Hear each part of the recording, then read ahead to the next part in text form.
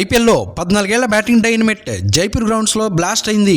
అలా ఇలా కాదు, దొరికిన బాల్ దొరికినట్టు బౌండరీలు పేల్చేసింది.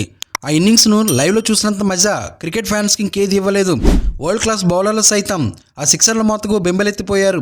టీమిండియాలోకి మరో బ్యాటింగ్ సునామీ త్వరలోనే వైభవ్ సూర్యవంశీ రూపంలో అడుగుపెట్టనుంది.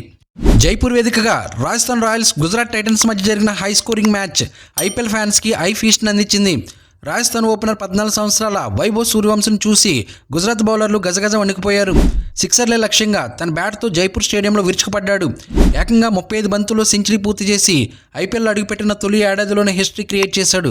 ఐపీఎల్ చరిత్రలో అత్యంత తక్కువ బంతుల్లోనే సెంచరీ పూర్తి చేసిన తొలి ఆటగాడిగా వైభవ్ సూర్యవంశీ నిలిచాడు.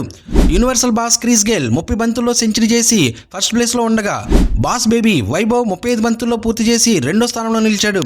టీమిండియా తరపున అయితే వైభవ్ అనే మొదటి వ్యక్తి.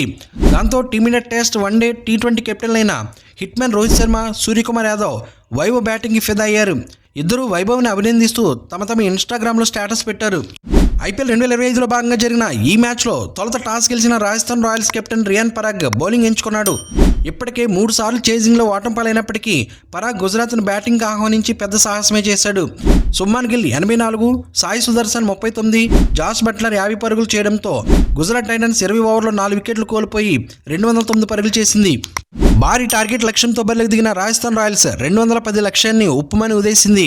ఓపెనర్లు యశస్వి జైస్వాల్, వైభవ్ సూర్యవంశీ తొలి వికెట్కి ఏకంగా 166 పరుగుల భాగస్వామి నెలకొల్పారు. కేవలం 11.5 ఓవర్లోనే 166 పరుగులు చేసి రికార్డు సృష్టించారు.